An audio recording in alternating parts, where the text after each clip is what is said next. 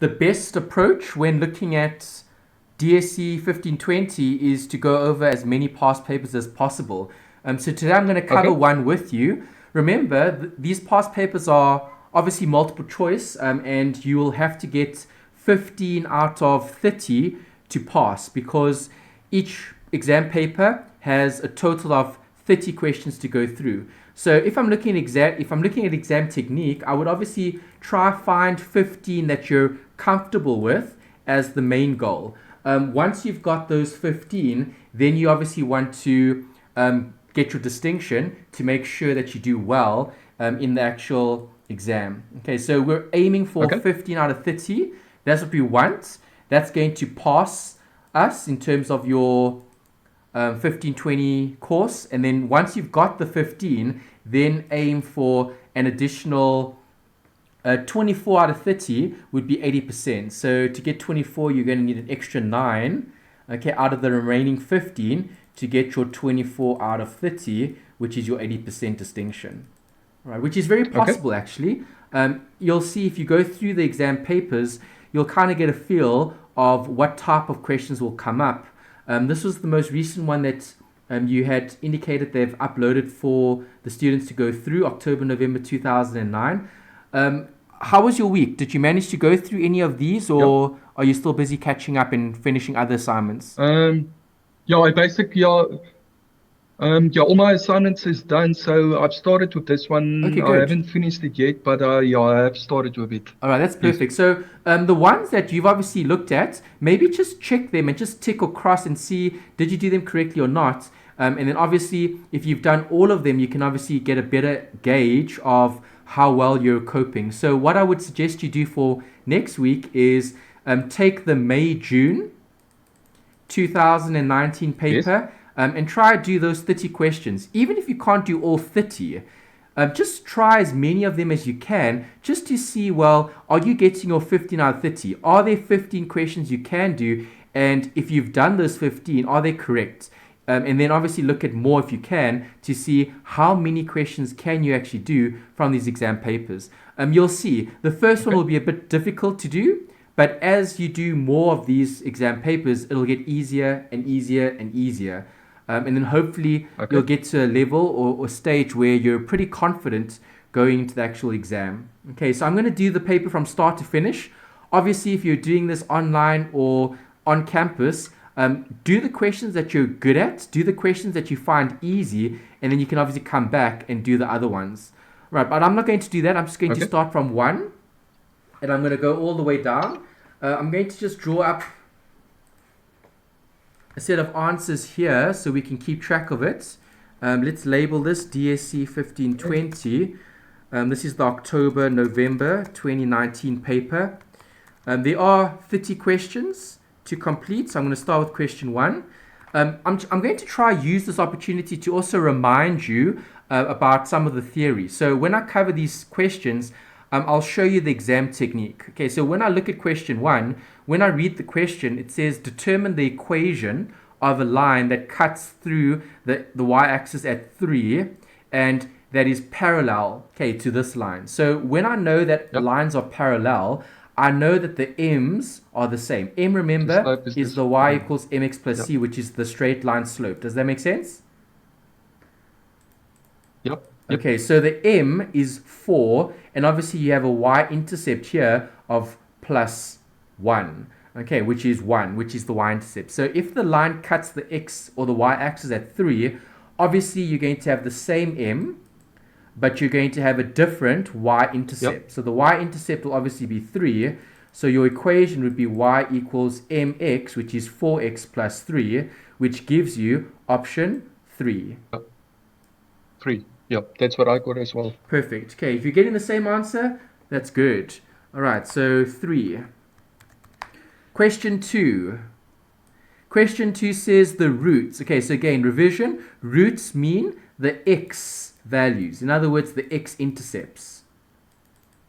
That's what you're looking Okay. for here. Okay, when they talk about the roots of the equation, they're referring to where the graph, okay, because this is the parabola and it's a positive a value. Remember, parabola has ax squared plus bx plus c.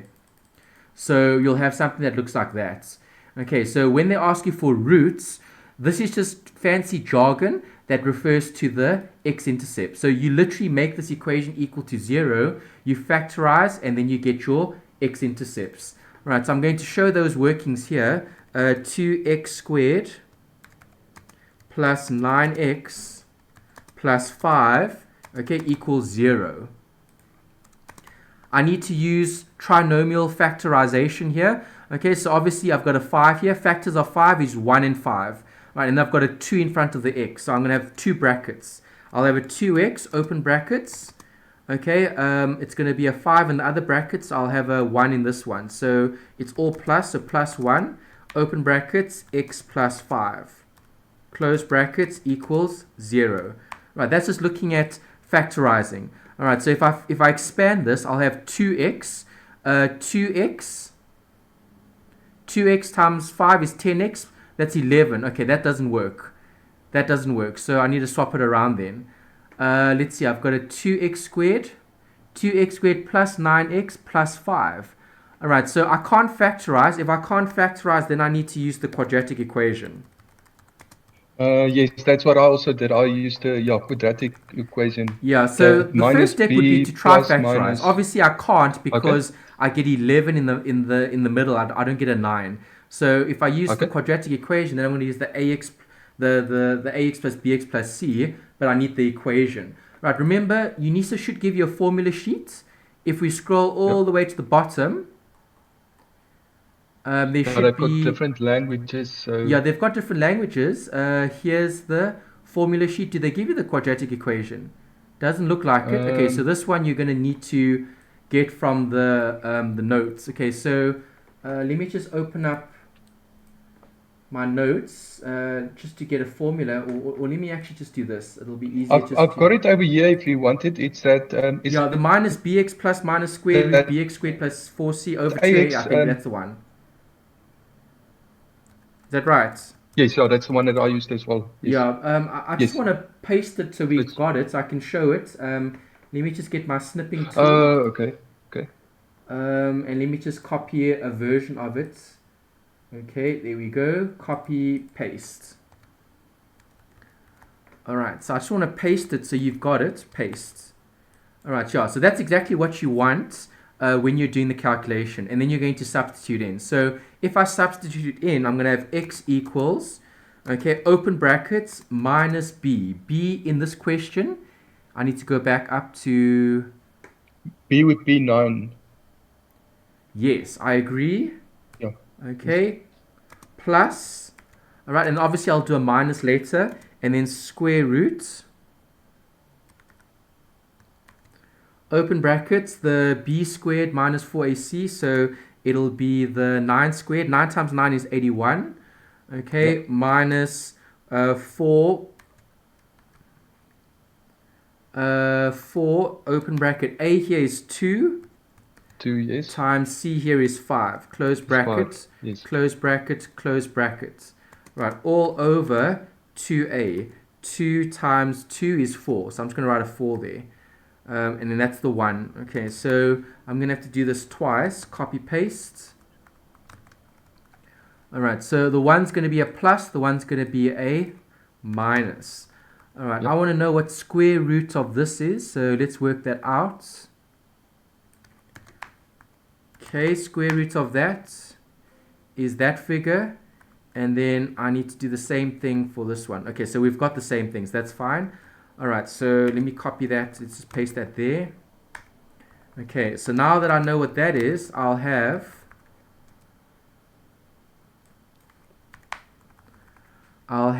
plus 6.103124. Okay, divide by 4. Alright, and then I'll have the same thing here with a minus. Alright, and then x will equal...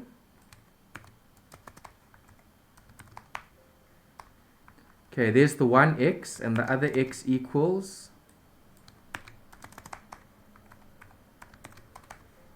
There's the other x. Alright, so did you also go with option 2? Yes, yeah, exactly. Well done. Perfect, good. Yeah. Great, well done. You've got the right answer for this one as well. Option 2 is correct. negative 0.649 and negative 3.851. Perfect.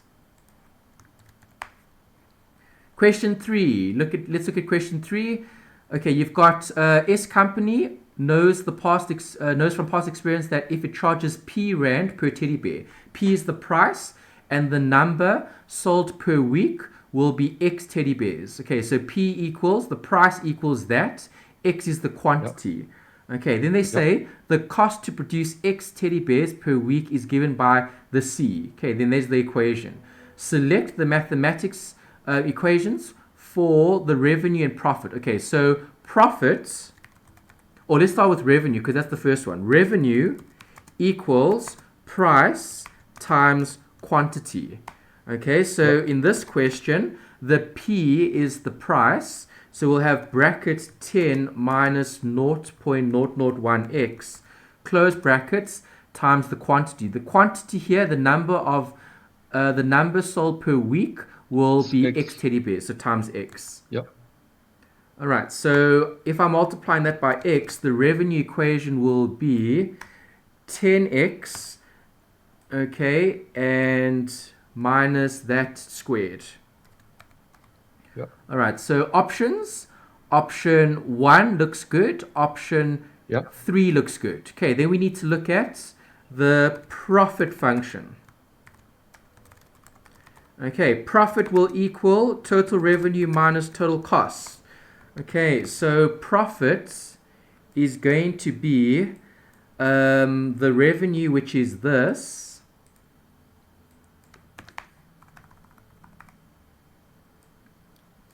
Okay, revenue function, which we now have, minus total cost. Okay, here they said the cost to produce X teddy bears per week is given by. Okay, so we're inserting X, so that is the cost. All right, so cost would be 5,000, okay, plus 2X, all in brackets. All right, so then eliminate those brackets. So delete that, delete that. I'm going to have minus here, and I'm going to have minus there. And the answer will then be 10 minus 2 is 8x. Okay, so I'm going to have negative 0.001x squared. Ooh, okay, so I've got negative 0.001x squared, which is there. Plus 8x, which is there, minus 5,000. So it looks like option 1. Yep. Same answer? Yes, yeah. Good. Okay. Option 1 is correct because you've got the total revenue and you've got the profit. Profit, they use that fancy pi symbol for representing profits. Okay. Yeah, that's actually one of the questions I wanted to ask you. Why do they explain it up? Why do they display it as pi? Yes. Pi is just the notation that's used to denote profit when looking at mathematics. So in mathematics, they tend to use different variables. So pi is just a Greek letter. It's a Greek alphabet. It's part of the Greek alphabet. Oh, okay. So you get beta. So beta is that beta looks like that. And then you've got pi, and then you've got u, you've got x, and like different. They're all Greek letters.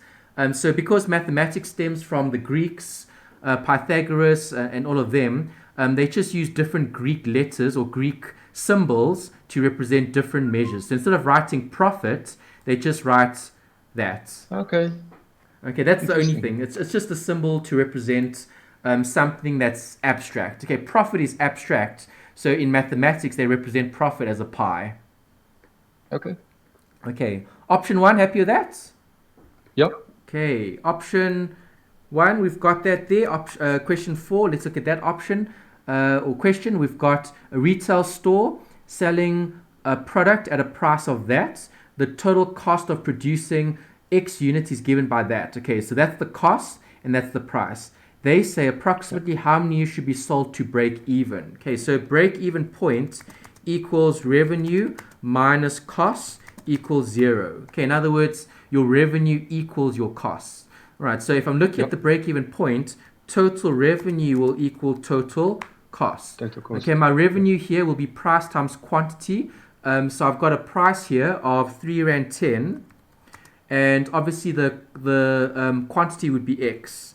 All right, so Yeah, 3, X, 10 X equals, and then they say if the total cost, okay, so they've given us total cost, so 300 plus 0.92, that's an X, okay? Yep. Then I need to solve for X. All right, so 0 equals 0 equals that minus that. Okay, so then I'm going to have, okay, I'm actually going to have a negative. I should actually take it to the other side. Let me take it to the other side. Left-hand side. Okay, then I'll get a positive X. So I'll take it minus 0.92X. Okay, equals 300. That'll probably work out better. All right, so 3.10 minus 0.92 gives you that X. Okay, equals 300. All right, then I need to divide. So X will equal 300 divided by 2 point that gives you 137. Okay, remember, this is break-even point. Yep. Okay, when you have break-even point, you need to round up because you can't have a fraction of a unit. You have to sell that last unit to break even. Does that make sense? Yep. Okay, so the break-even point would be 138 units. So option 3. Same answer? Yep. Good. Okay, you've already got 4 correct. Nice. Right, you literally need another 11, and then you've got 50% to pass. Okay, and that's the first objective, obviously, to make sure you pass and then get the distinction. All right, questions 5 and 6 are based on the following information. Okay, so you've got a quadratic equation. It looks like that because it's a negative a. It's unhappy. All right, so number 5 says select the graph that correctly represents the above profit function. Okay, so obviously this is out. This is out. It must be either 2 or 4 because it's unhappy. Okay, it's a negative 2x squared plus 10x minus 8. Right, I need to find x intercepts. So to get the x intercepts, I need to factorize. So make y 0. If I make y equals 0, I can factorize. Let's see. Here I've got a minus 2x. Okay, so I should actually take out a negative. So I'll have 2x squared minus 10x plus 8. Okay, that's what I'll have. So then I've got a 2 here and I've got a 2. I can actually divide by 2. So I'll have x squared minus 5x plus 4. Okay, so I've got a plus here, so I'm going to have x minus 4 and I'll have x minus 1. So my x intercepts will be plus 4 or it'll be 1. So 4 and 1 will be my intercepts. Here I've got 1, there I've got 4, I'm happy with that. Here I've got 1, there I've got 4, I'm happy with that. Okay, so I need the turning point. Okay, so how do I get the turning point? The turning point would be your derivative equals 0. Okay, so I've got y equal minus 2x squared plus 10x minus 8. Okay, so dy over dx is going to equal minus 4x plus 10. All right, the derivative equals 0. Okay, so derivative equals 0. All right, take the 10 that side. Minus 10 equals minus 4x. So divide by minus 4. Divide by minus 4, x equals 10 divided by 4 is how much? Where's my calculator? Here. 10 divided by 4 is 2.5. So x is 2.5. Okay, do I have a 2.5? Okay, Unisa doesn't put a comma here. There should be a comma there. That should be 2.5. That should be 2.5. Okay, so those look right. Then I obviously need to work out the y. Okay, so I need to put that back into the equation. Okay, so y equals minus 2 brackets 2.5 squared plus 10 brackets 2.5 minus 8 equals. Okay, so grab the calculator. Negative 2 open bracket 2.5 squared close bracket. Okay, plus 10 open bracket 2.5 close bracket minus 8. Answer is 4.5. Did you get the same? Yep. Okay, so we're going with option 2. 2, yes. Okay, this is wrong. Okay, the y there is wrong. The turning point is incorrect. The turning point occurs at x equals 2.5, and x as y and y as 4.5. All right, so the right diagram is diagram number 2. So option 2, question 5.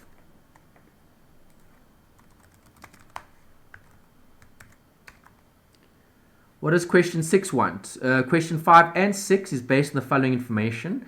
Question 6 wanted, let's go and see. Okay, question 6 says approximately how many units must be produced to maximize a profit defined by the profit function. Okay, well, we just worked that out.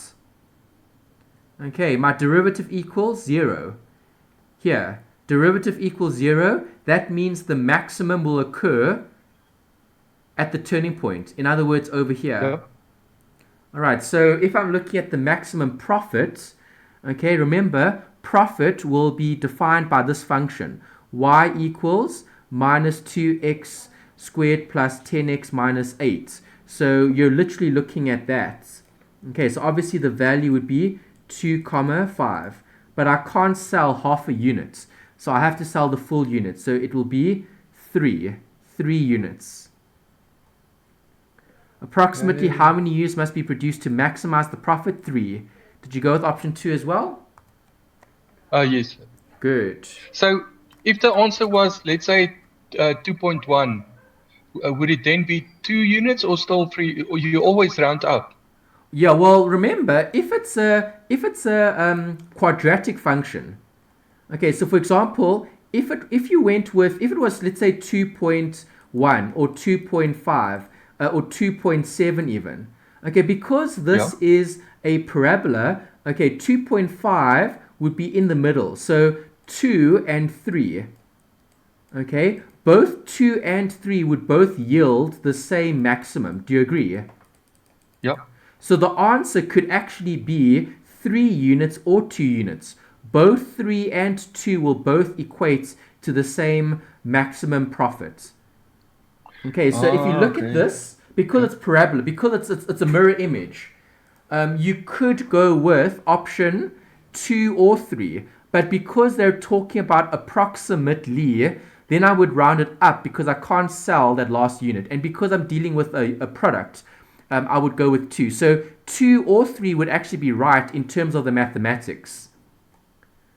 Okay, if you look at the diagram, 2, okay, and 3 will both have, it looks like 4, but we can plug it in. Okay, so where's my calculator?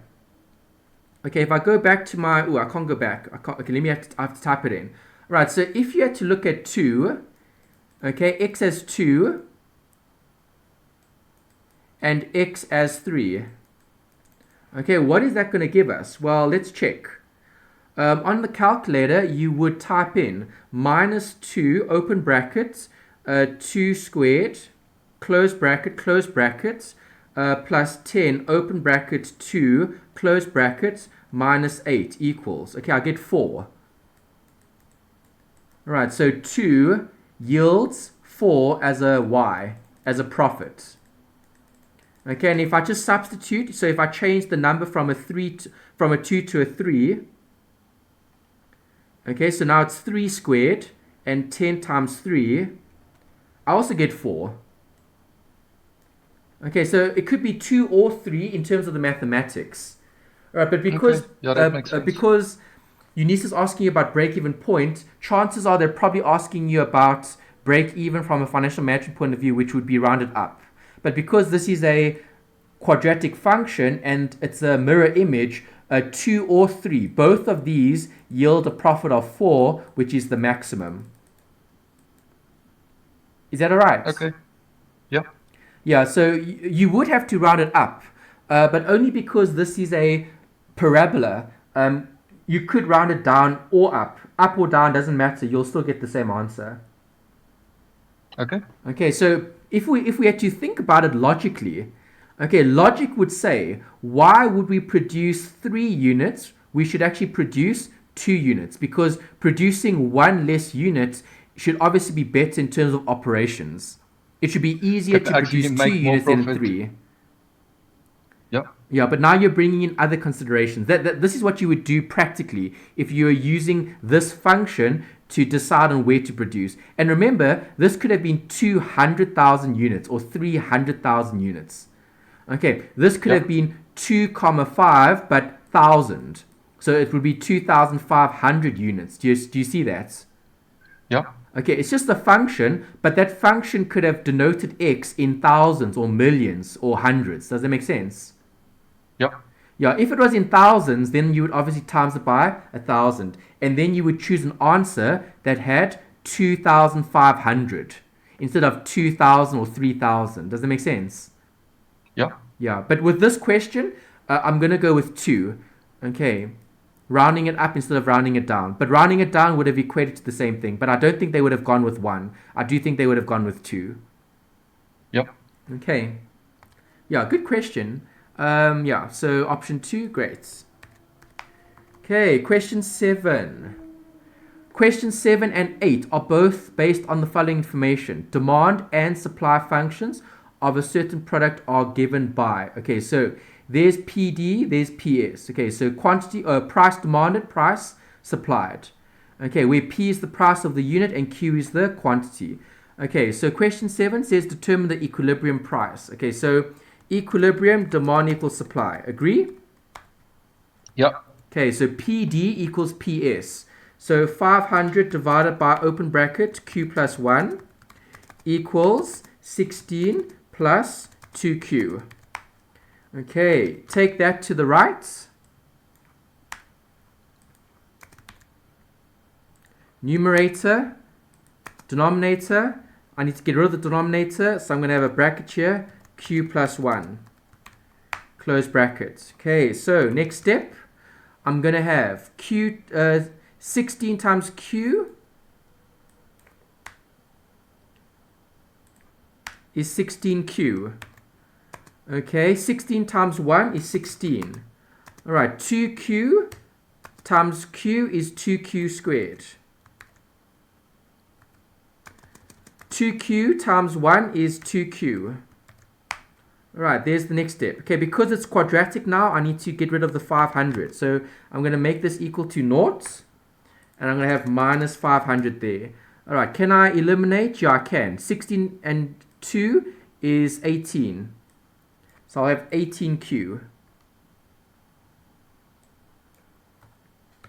18Q. I've got plus 16. Plus 16 minus 500 gives me... let me work that on the calculator. 16 minus 500 is minus 484. All right, that's the next step. Okay, so get all the numbers to the one side. Can I divide by 2? Yes, I can. Okay, so I'll have I'll have Q squared plus 9. Okay, by 242. All right, then I need to factorize that. Can I factorize that? I should be able to. Let's see. 242 divided by, let's try 11. 11 is 22. I can't get that. Let's try another number. Let's try 8. No. Let's try 7. No. Let's try 6. No. Let's try 5. No. Let's try 4. No. Let's try 20. No.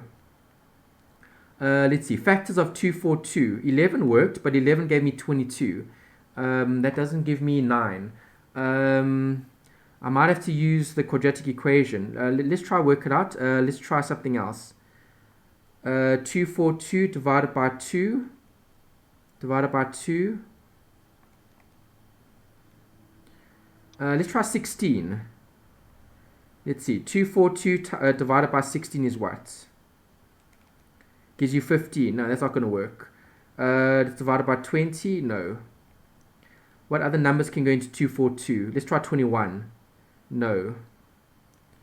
242. Let's try 12. No. Let's try 13. No. Let's go 14. No. 15. No. 16. No. 17. 18. 19. 20. 21. 22. Okay, 22 22 and 11. No, still not. I thought I'd get 9 in between. Okay, this looks like a quadratic equation actually. Right, so instead of wasting time trying to factorize, let's just copy paste that. And let's do the working again. Okay, so using quadratic, I'm going to have... let me get my workings here at the top there. Copy paste. Okay, so if I use quadratic, I'm going to have minus b. Minus b in this question is 9. Okay, minus 9. Square root b squared. 9 squared is 81. Minus 4. Okay, a here is 2. C here is 484. Minus 484. Minus 484. No, 242. Okay, a is actually 1 because I'm using this equation. Yep. All right, and then I've got over 2. All right, so there's the 1. And then we'll have another, but with a minus. Okay, let's work out the square roots. The square root is that. Okay, so I will have 9 plus 32.38827. Okay, that's the 1. And I'll have a minus for the other. And then I'll have x equal to. Okay, so if the calculator works that out for us, we get an answer of that and an answer of that. Okay, so can x be a negative? No. Okay, it can't be a negative. So we can't have negative quantity. It must be positive. All right, so it must be 11.69. So it must be option 1 then, if you round off. Okay, so round up. Okay, so 12 units. Right, so if I plug in 12 units here, where's my formula?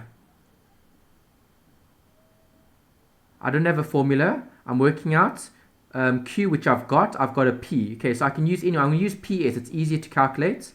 Okay, so PS equals 16 plus 2Q. Okay, so PS is going to be, put in a 12 there. Okay, so 16 gives you 40. Yeah, happy with option 1. Did you get option 1 as well? Yep. Okay, well done. Good. It's looking good. 7 correct so far. Nice. Okay, but my only problem is I first have to go and look up the theory and which equations to use. Oh, okay. So you've got to look it up. Okay. Okay. I'm wasting a lot of time on that at the moment. But okay. What I would suggest you do is these formulas, write it down so you've got them, and then just make some mental notes. Remember, it's just about practice. So this is the first one. I'm going to do one every week. So you'll kind of get the hang of it. When you see a question like this, and you're looking at supply and demand and equilibrium, I already know demand equals supply. That's actually economics. That you probably would have covered as one of your subjects. Yeah. Yeah. And then you're just applying it here, but you look at the mathematics rather than the economics. Okay. Okay. Is that all right? Is that okay? Yep. Yes. Yeah. So don't be too hard on yourself now, because it's still at the beginning of the semester. You still have time to prepare. You've still got several weeks until November. There's what, 5 weeks? Yeah. 1, 2. Yeah. 1, 2. Okay. 4 weeks from today. This is the 5th week. So there's still 5 weeks left in terms of preparation. By the time you get to that exam week, 6 weeks from today, after having done enough exam papers, you should be okay. What I will do, I've got old exam papers and I've got old answers to them. Okay, so I'll give you the papers and I'll give you the solutions that I've got, and then you can go through those as well as additional to practice. You just need to practice. That's all. Okay. Don't worry too much about the theory, because as long as you've gone over it once or twice and you're familiar with the theory, then it's just a matter of application. Okay. Okay. Question 8 was, okay, this was 7 and 8. Okay, so what is 8 looking at? Okay, 8 says choose the graphs that correctly represent the demand and supply functions, clearly indicate your equilibrium. Okay, so in order to do that, I need the actual graphs. All right, so I need to snip this. Okay. Paste. There we go. All right, so I want that.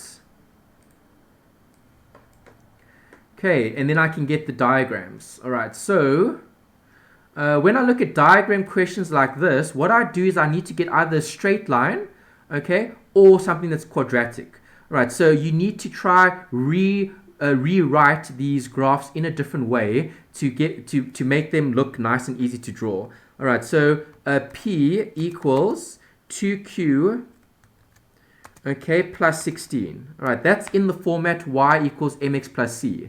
Right, so that one looks fine. Right, obviously supply graphs slope upwards. Okay, so I know I've got that. Okay, what is my c? Plus 16. So y-intercept, 16. Okay, what is my x-intercept? That's something I need to work out. Okay, so if I make y 0, I've got 2q plus 16. Okay, then I'm going to have, it'll be minus 8, looks like a jar. It'll be minus 2q equals plus 16. Plus 16. Okay. Alright, so then, so q equals minus 8. Alright, so obviously minus 8 will be further back. We don't have a minus 8, but we need to know what the x-intercept is. Y-intercept. Y-intercept is 16. Okay, does this cut 16? No, it doesn't. Cut 10. That's wrong. This cuts 2. That's wrong. This cuts, okay, that looks like it's 16. That could be 16 there, and that could be 16 there. Okay, so it looks like option 2 or 4 again here. Do you see that? Yeah.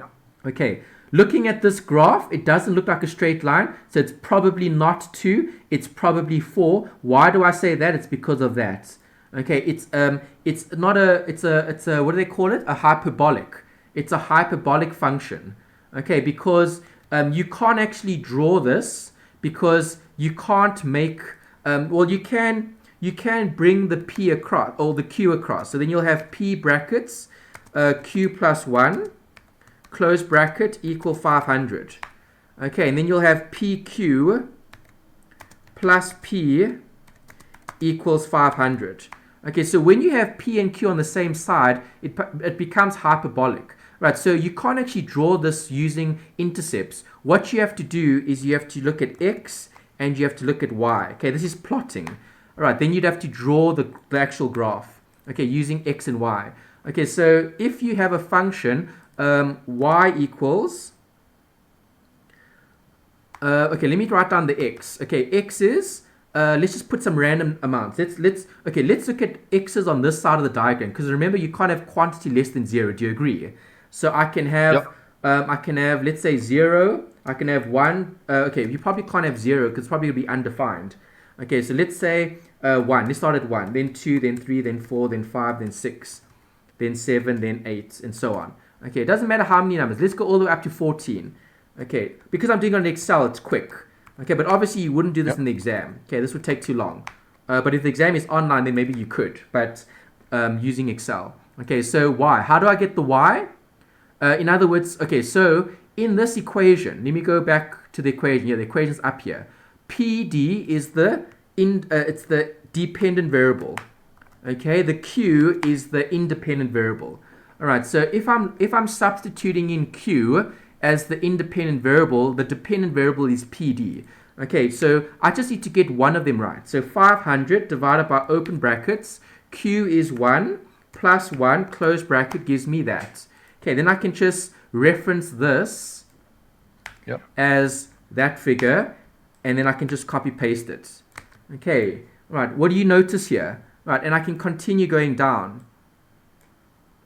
Ooh. Let's try that again. Okay, and then I can just copy paste.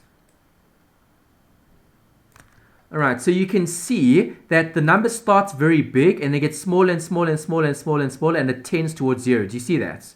It starts to flatten out. Right, that's why this graph is correct. Okay, it should actually look more like this. But that's right. Okay, are you happy with that? Option 4. Yeah. Yep. Okay, did you choose option 4? No. Yeah. I only did until 7. So Okay, yeah, that's fine. All right, so you yeah. got 7 out of 7. That's brilliant. 7 out of 7 is Um. good. You got full marks in terms of what you did do. Okay. Okay. Yeah. All right, And I so started this morning until about 2 o'clock. Yeah, yeah, and I that's only got until perfect. 7. Yeah, that I mean that's good. Obviously you'd want to do as many of them as you can ahead of time, but obviously it's busy now, but close to the time. Because it's so busy, what I would try to do just to obviously give you the best opportunity to do well, maybe do one paper a week instead of one paper a day. Okay. So maybe in Okay. 1 week, try finish one paper and then review it, and then look at these answers, look at these solutions. Okay. Okay, that might be a better approach. At least then that gives you a bit more time to get through what you need to. Okay. Okay, all right, question 9. Can I just do these, or do you want to do them and check them, or can I just do them? Yeah, you can just go ahead and do them. Okay, I'll just afterwards go and do them myself as well. all right, so yeah, what I want to focus on is exam technique. Okay, so when I look at this Okay. question, question 9 says if the demand function is that where P and Q are price and quantity, and then they're talking about a expression for price elasticity of demand in terms of P only, then you're remembering this formula. Okay, this is in the actual textbook. I didn't find it in the study guide. Maybe you know your study guide a bit better than I do, but I want to get to the textbook and let me show it to you here. Price elasticity of demand. It's in the textbook. Price elasticity of demand. PPPP here. Price elasticity of demand, page 84. Okay, so if they were prescribing the textbook, in the actual textbook, they show this they show this actual formula. Let me just find the right page. Okay, so it's not on that page. This page further on. Let's see here. Price elasticity of demand. Where's the P over the P minus A?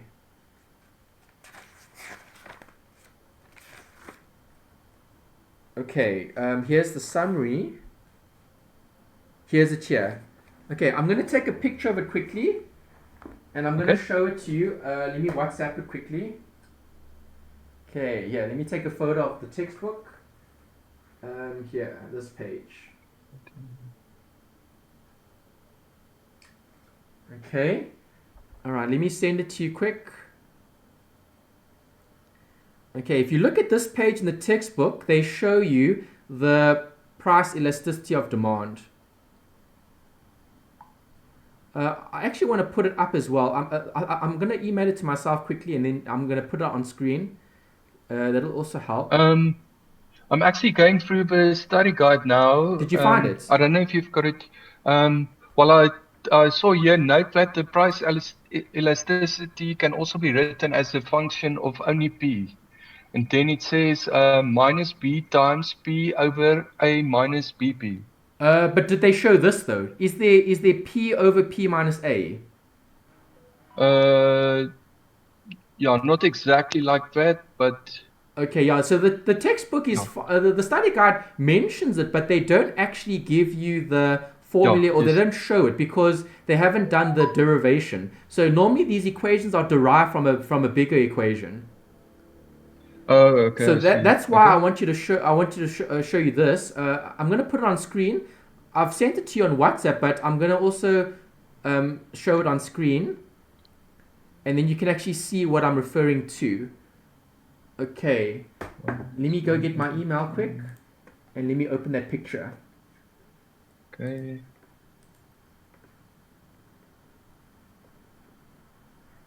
Okay, all right, here's it. Let me download this picture and save it on my PC, and then let me put this under DSC. Okay, yeah, so now, because you're doing DSC in this semester or in 2020, Unisa is not prescribing that textbook anymore, so students actually don't have that resource. but I'm sharing it with you in terms of this point price elasticity. Point photo textbook. What page is this?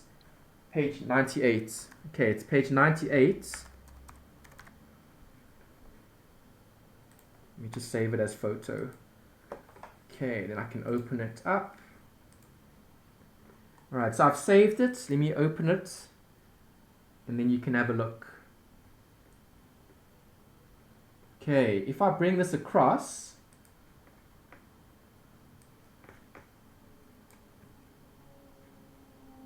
okay, so this is what the textbook looks like. Okay, and this is what I'm referring to. Can I write on here? No, I can't, but I can if I use the zoom thing. Okay, here. Okay, do you see this? Reno, can you see that? Yeah. Yes. Yeah. There's the equation. Yeah. That's what I want. P over P minus A. What is A? A is the C value. In other words, the y-intercept. Does that make sense? Yeah. Okay, see, the textbook gives a whole summary at the end of each chapter, and they show you the different equations. So sometimes I've even seen questions on the arc elasticity of demand. Then I would just use that one. If it's income elasticity of demand, then I would just use that one. So they're all equations. So this equation would be one to write down on a separate page and keep close by when you do past papers, because this one tends to come up more often than not. Okay, so I want to copy that. Let's get a screenshot of it again. This is something you're going to have to use, okay, in your exam paper for this question. So question 9, paste. Okay, that's question 9's reference.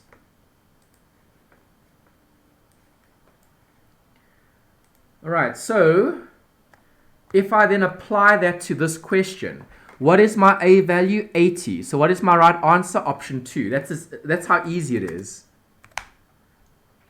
Okay, see C value, or let me say A value, because this is A minus BX. Okay, A value, which is the y equals mx plus c. The C value is the intercept, is 80. So the answer is option 2.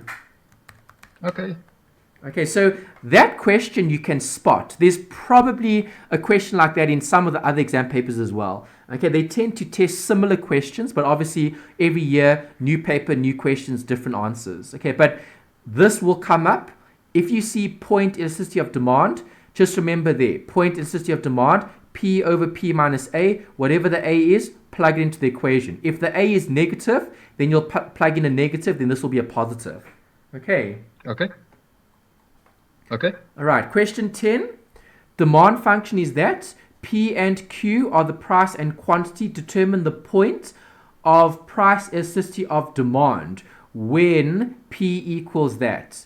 Is the demand elastic or inelastic? Okay, so they're asking me about the point of price elasticity of demand. So copy paste.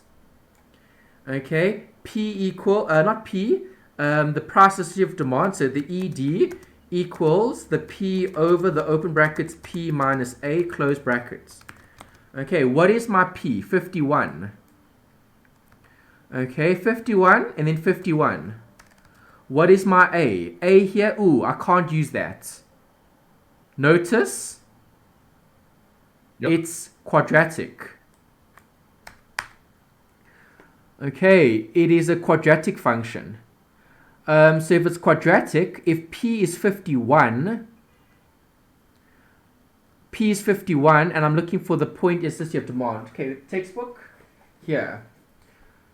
I need a different formula. Let's see. Okay, I could use this one. Okay, no, this is arc elasticity of demand. Okay, I can't use this function. The reason for it is because it's for P equals A minus B Q. Okay, can you see that? Okay, it says, okay, this might be small. How do I zoom here? Can I increase the size? No. View actual size, yeah. Okay. All right, so P minus A minus BQ is linear. It's not quadratic. If it's linear, then I can use this. If it's quadratic, I can't. Does that make sense? Okay. Yeah. Okay, so I need a different function. Here, elasticity of demand, ED, change in quantity demanded over change in there. So that's what I'm using. I'm going to use this. That I can use to help me.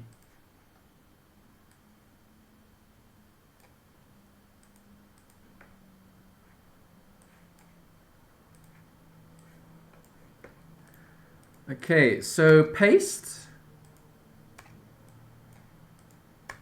All right, the textbook also gives a formula for that. Yeah, change in Q over change in P times P over Q. All right, so let me write down that formula. ED equals change in P, change in Q, all right, over change in P, okay, multiplied by P over Q. Okay, so there we go. All right, so obviously change in P and change in Q would be Q2 minus Q1 over P2 minus P1. All right, so we need two different values here. Okay, the formula is P equals minus Q squared minus 4Q plus 96. Okay. Copy paste. Okay, so when Q equals, no, when P equals. Yeah, P equals when 51. P equals 51. Okay, we need the Q's. Do you agree? Yep. All right, so 51 here. And then obviously we'll have two options. Okay, let me delete the other one for now. Okay, we'll put it in just now. Okay, so get everything to one side. Q squared plus 4Q. It'll be a minus. So minus 96. What is minus 96? Or 51 minus 96. 51 minus 96 is minus 45. Equals 0. Okay, so Q squared. Can I factorize that? 45 is 9. Yes, I can. Okay, so I can factorize this one. I'm going to have Q plus 9. And I'm going to have Q minus 5 equals 0. Okay, so Q equals minus 9 or Q will equal 5. Okay, so obviously Q can't be a negative, so Q must be 5. Does that make sense? Yep. Okay, so I have Q equals 5 and P equals 51. That's what I've got. Okay, I need another point because if I'm looking at the point elasticity of demand, I'm looking at the change in quantity demanded over the change in price. Let me get that formula again. Oh, I lost the page now. Oh, I've got it actually. Here's it. Okay, let's just look at this. Where do we have here? Point elasticity of demand. Minus 1 over B. Oh, no, that's the wrong one. Arc. No, I can't use that. There must be another equation somewhere that we need to use for quadratic. Okay, because you've got P and Q, but you still need ED. You need to work out ED. You need another point. If I plug in a point, maybe I can just plug in a point and work it out. Yeah, let's plug in a 0. That could work actually. Okay, so let's make quantity 0 and see what P is. Where's my formula? Here. Copy paste. Alright, if Q equals 0, right, so if there's 0 quantity, what will the price be? Price will be 96. 0, 0, 96. Yeah, P equals 96. Alright, let's use a different one. Let's say if Q equals, let's say 1. Okay, what will P equal? P will equal 1 squared. 1 squared is 1. So minus 1 minus 4 times 1. is minus 4. So minus 5. So it'll be 91. Alright, so then let's work it out using that formula. Copy paste. Okay, so this will be my Q. I'm going to use this as Q1 and P1. Q1 and P1. Okay, and this will be my Q2 and my P2. Q2, P2. Okay, so it doesn't matter which point I'm going to use. I'm just going to use one of the points. Let's use this one. Okay, so copy paste. My Q2 is 1. My Q1 is 5. My P2 is 91. And my P1 is 51. Okay, copy paste. Oh, times P over Q. Alright, what is my P? P was 51. 51. Q yeah. was 5. 5. Yeah. Okay. Answer.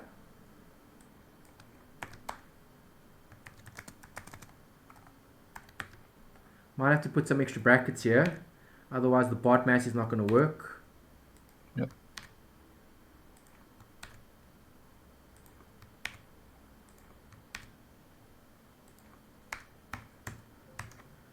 Okay, minus 1.02. Do we have a minus? We have a minus, but we have a negative 7.3 and we have a negative 7.1. So that equation doesn't seem to be working because we're not getting a question that's in line with them. There must be one where there's just one point, not 2 points, because here I'm using a double point. Let me go back to the textbook. Okay, I'm looking for price elasticity of demand, but I'm looking for non-linear. Here, for non-linear demand functions, page 348. All right, so in the textbook, for non-linear demand functions, I need to use page 348. Here. Okay, so here, point elasticity of demand.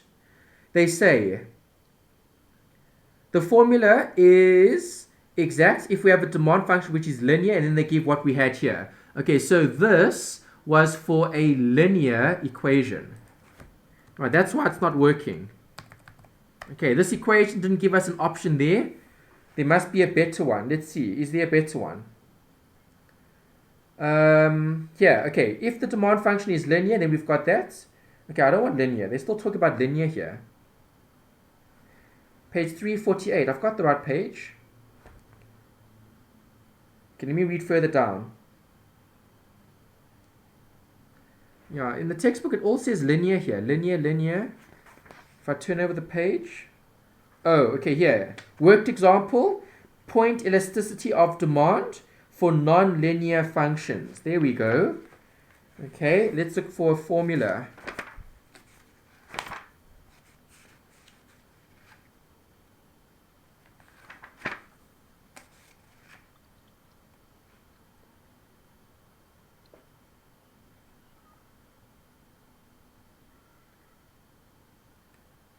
They still give the same formula, but they're using a derivative, I see. They said here, elasticity of demand is equal to dq over dp times d over p. Okay, so let me write this down. Okay, non-linear. Okay, derivative dq over dp times P over Q. Right, that's for the ED.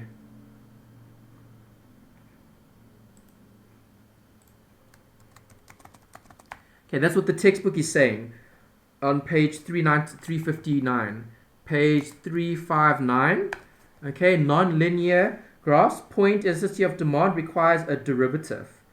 Okay, so dq over dp and then P times Q. All right, so do I have P and Q? Yes, I do. Copy paste. Okay, do I have the derivative? No, I don't. All right, so let's do the derivative. Okay, so if I want a derivative, I need dq over dp. So I need to derive a derivative with q as being the main function. That's not going to work. Can I derive p and then I can inverse it? Yeah, let me derive p. Okay, so dp dp over dq is going to equal minus 2q, Yeah. okay, minus 4. Minus 4. All right, so if I swap that around, dq over dp is going to equal the inverse. So 1 over bracket minus 2q minus 4 close brackets. Okay, and then I've got that, all right, multiplied by p over q. Okay. All right, so what is my p?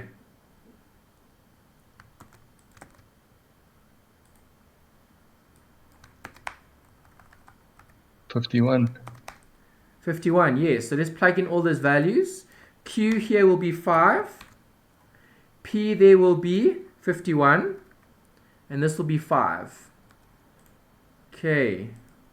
Oh, should I have done it on the other line? Okay, it's fine. Let's move it down. Okay, answer is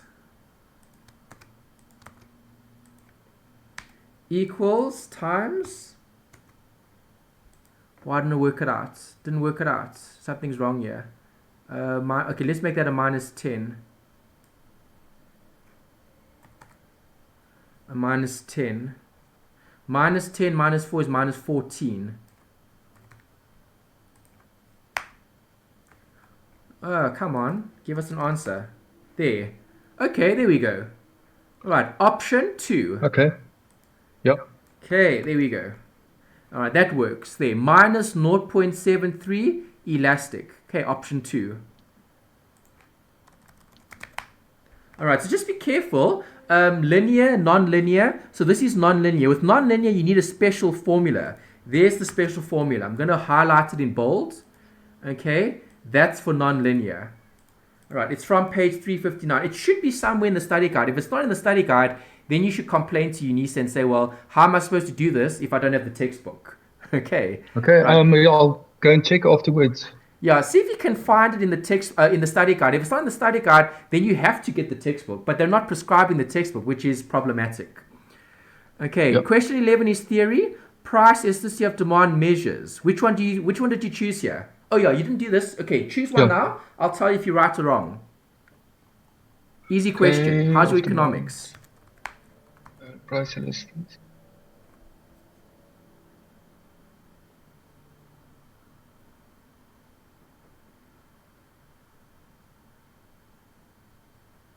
Probably the relationship between the price and the quantity.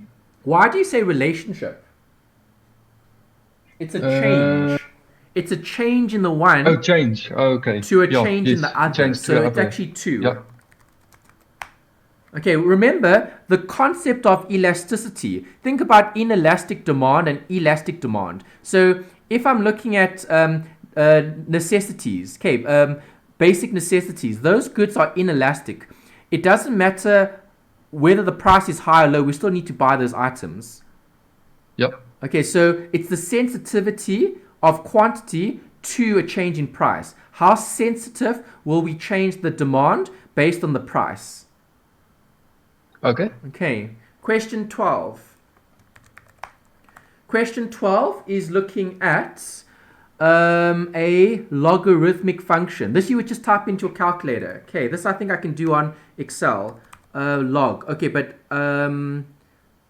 okay, returns a logarithm of a number to the base. Okay, so I can. All right, number. What is the number? Okay, the number is a formula. It's 2 divided by root 2, square root 2. I don't know if I can put functions in functions. Okay, maybe you can program something for us. Okay, but Yeah. I don't know if this will work, but I'm going to try. Okay, and then base. What is the base here? Base 2. Okay, let's see if it works. Ah, it did work. Okay, you can have a function within a function on Excel as well. All right, that works. Okay, 0.5 option 2. Okay, this you would literally just type into your calculator. If you've got a nice scientific calculator, you could even put in the base. It'll look something like this on your calculator. Yeah, yes, I just did it on my calculator now, and I got an answer of half. Well done. Yeah. That's what you should be getting. Good. Perfect. Right. Those are nice questions to get in the exam. Yeah, nice and quick. Correct. Okay, this one's also a nice question. Also, substitution looks like it. Okay, bacteria in a biology experiment grows according to this formula. Okay, so BT, T is for time in hours. Okay, that's important. Time is in hours. B is the amount of bacteria. Okay, how many bacteria are present after 4 hours? Okay, again, take that, plug that into a calculator using the E and using the exponents. Okay, remember E is a function. Not a function, a constant. You should have a button with the E or an E and an X, and then you can substitute something in there. Okay, this one I have what's to use my end? scientific Minus calculator. 0.4 L or what? Pardon? It's and I'm just negative looking at the 0.4 question. T. Shoot, that's very small. What is that? Yeah, I can't actually see it either. What is that? Is it EX or? What is that? What does that look like to you? Sure, I don't know what that is. Know. What is that? Is that a 1? Is that a 1? Looks like a 1. Is that a 1? It's possible. Yeah, I've got no idea. Okay, for now, forget about it. Let's just insert it as is. Okay, so I'm just going to, don't worry about it. Ignore that line. Maybe it's just a typo. Okay, I'm just going to put in this. So on my calculator, I'm going to type in this.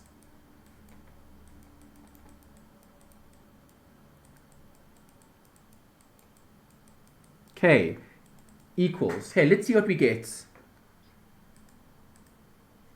Yeah, I don't know what that little number is or that little writing thing. Okay, we'll see if the writing thing makes the difference. Maybe it is just a printing error or whatever. Because I see there's some more things here. See, there's some more things there. Yeah. Maybe that's just dirt. Because remember, this was probably scanned in. Because Unisa probably scanned this in from last year. It might not even be anything. Let's just check. Okay, divided by open brackets. 1 plus 15. Okay, e to the power negative 0.4 times 4. Close bracket, close bracket, close bracket equals. What did you get?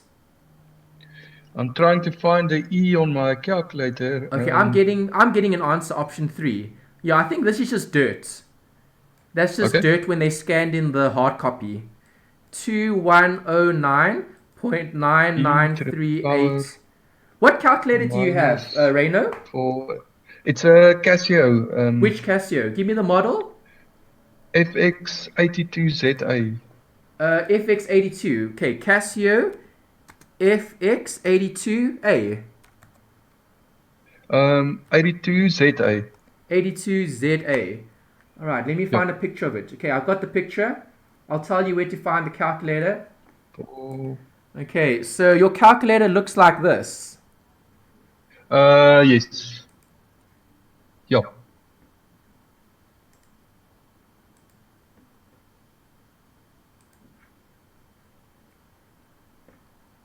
No, I want to open the image. No, this is open the link. I just want an image. Ah, that's small though. Let's see if I can see what's on the calculator. Okay, it's fine. Let's go to... Let me close it. I think I used shift and the second button from the top right. Let me see if I can get a bigger image. Or maybe if I go to take a lot, maybe I can just zoom in. Maybe let's try that. Yes. They usually have pictures, I think. Yeah, they do. You're right. Let me see. Ah, brilliant. Okay, your E button is here. There's it there. It's on the lin function. Yeah, it's a second function lin. Yeah. Second function lin. There's it. Yeah. Okay. Did you manage to get it? Did you get the same answer as me? I got 2109.99. Correct. Yeah. Option 3. I agree with you. Option 2. Okay. No. 3. Option 3. Use the E on the calculator. Scientific.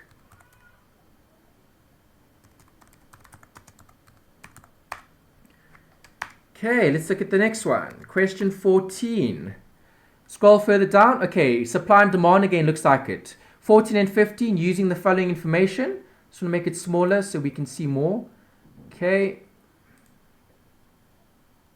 All right. Consider the market defined by that. PD, PS, great. Respectively, where P and Q, price and quantity. Okay, here. Producer surplus, consumer surplus. Remember we spoke about this? Okay, we drew a diagram. Okay, when you're looking at producer surplus, you look at the area under the graph. Let me give you a textbook reference actually. Do I have my study guide open? No. Let me open the study guide quick. And let me just show you those pictures.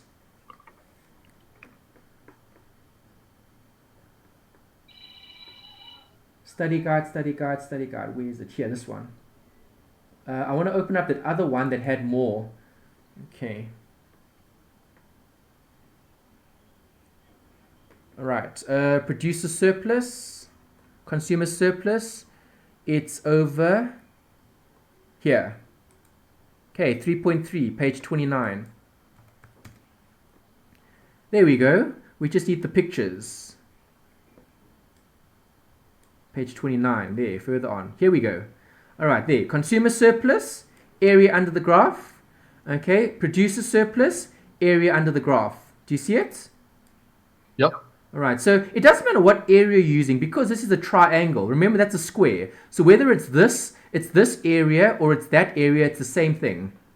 Okay, it's just half the area of the square. Does that make sense? Yep. All right, so it doesn't matter which one you use actually, but you do need to get the points. All right, so I need to get points here. Okay, so I need to draw this. Okay, here's my diagram. Let's start with, let's do the producer first because that's the first question. Okay, producer surplus, I first need equilibrium. Okay, did I have equilibrium? No, I need to work out equilibrium. All right, so go to my workings. PD equals PS. Yep. Okay, 50 minus 3Q equals 14 plus 1.5Q. All right, take everything to one side. I'm going to take them 14 to the left. So I'm going to have 50 minus 14.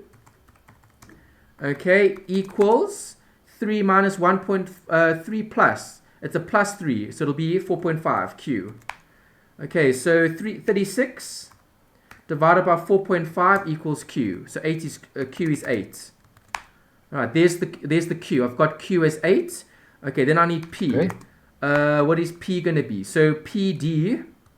No, I'm not looking at PD. I'm looking at PS here. Okay, so PS equals 14 plus 1.5Q. It actually doesn't matter. I can do both because I need both anyway. All right, because I'm looking at producer, probably consumer as well later. Well, let's just show the other one as well. Okay, this is the PD. Okay, so PS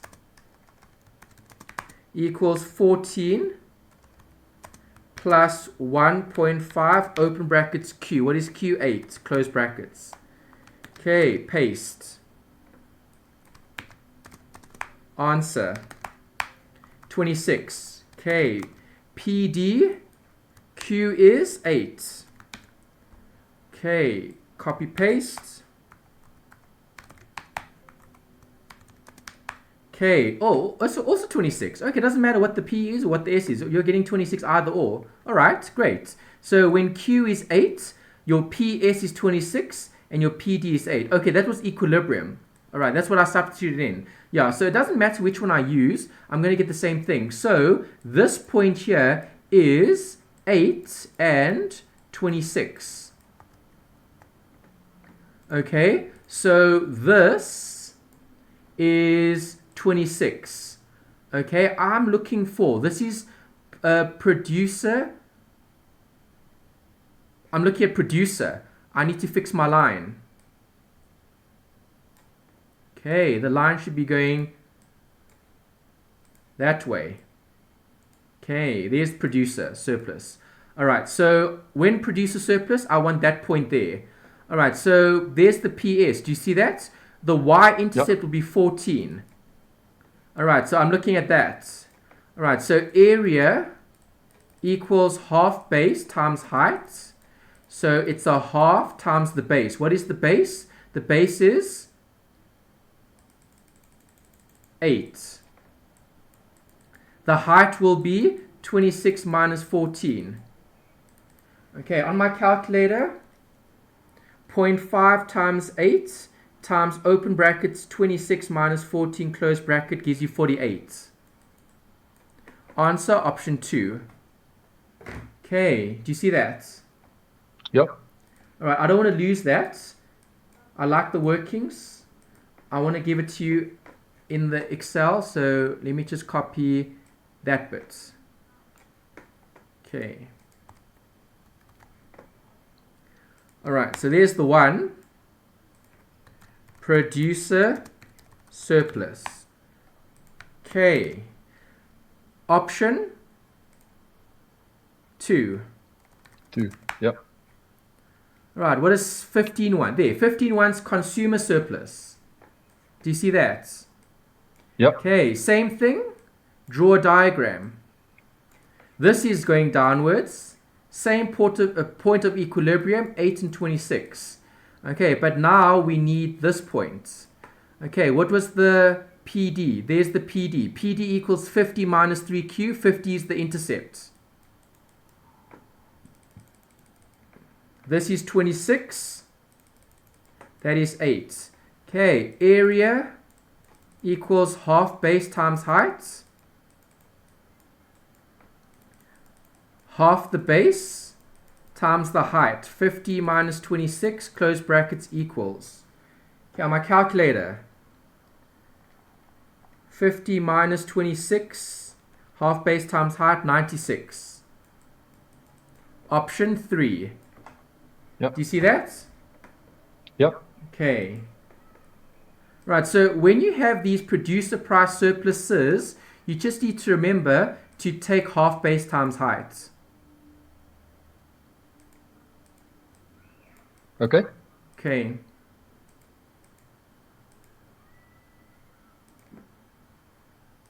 And that's the basic formula for the area of a triangle, eh? Correct. Yeah, area of a triangle Yeah. is half base Yes. times height. Yep.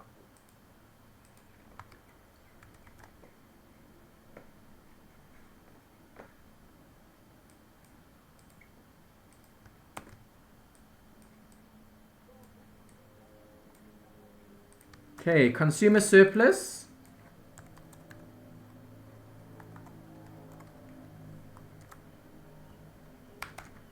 That's the consumer surplus. Question 15's answer is option. What option was it? I think it was 3. Yeah, it was 3. Yeah. You're right. Yes. Okay, so we had option 2 there. We had option 3 there. Perfect. Okay, great.